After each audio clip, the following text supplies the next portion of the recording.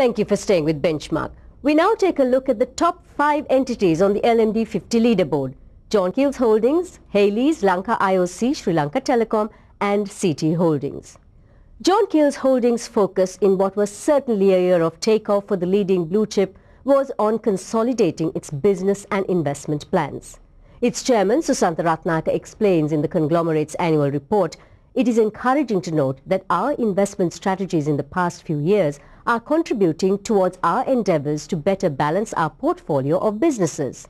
Indeed, JKH's annual turnover surpassed the 60 billion rupee mark for the first time in its long history on the back of a 25+% increment from the previous year and a massive 63% hike in post-tax profits from 2009-10's 5.5 billion rupees to in excess of 9 billion rupees for the year ended 31st March 2011, also sealed a new landmark for JKH.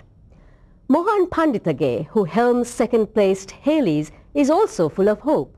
He says that the prevailing peace in our land in the first full year since the defeat of terrorism has allowed Sri Lanka to focus on pursuing sustainable economic development and places the country on the path to sustainable growth. But at Haley's annual general meeting, its chairman and chief executive conceded that the year was a challenging one with mixed results for your company. While most of our business sectors performed well, with some even surpassing expectations, poor performances, particularly in 2 sectors, offset these gains in terms of bottom-line results.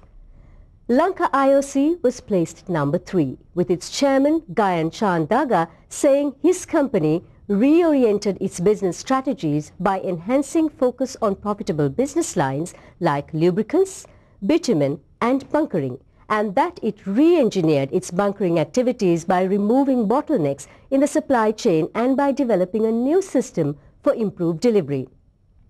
He goes on to say, global oil prices have risen sharply during the last quarter of the year due to several geopolitical factors, and this strongly impacted the petroleum industry in Sri Lanka. Consequently, he laments the profitability of Lanka IOC's operations is under severe strain, particularly in the absence of a mechanism to link domestic selling prices with those in the international market. The 4th place Sri Lanka Telecom, SLT, like Lanka IOC, has been overtaken in the rankings by the JKH Haley's conglomerate duo. It held the number 1 spot in the LMD 50 following its listing in 2003-04 until Lanka IOC displaced it from the 2007-08 onwards. But as its chairman Nimal Valgama points out, SLT's consolidated revenue for its financial year ended 31st December 2010 exceeds 50 billion rupees from around 48 billion rupees in 2009 and is a considerable boost to our bottom line, reflective of our prudent cost management initiatives and focus on subsidiary profitability. Its profit after tax rose by nearly 5 times to a mammoth 3.9 billion rupees in 2010.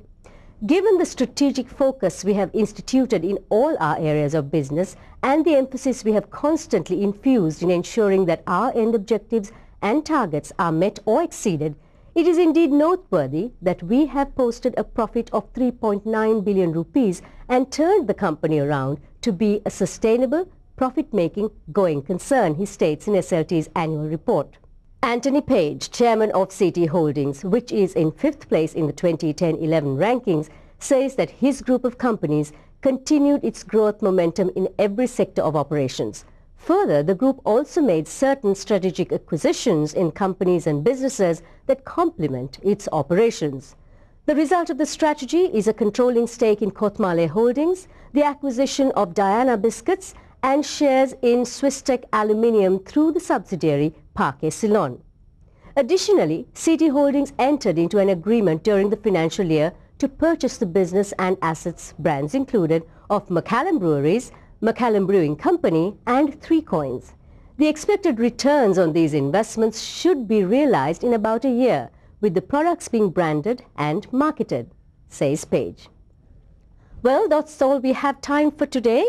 We come to the end of our show, so we see you again on Christmas Day. Now, do not indulge too much in the pre-Christmas goodies, nor stress over too much shopping. See you next week.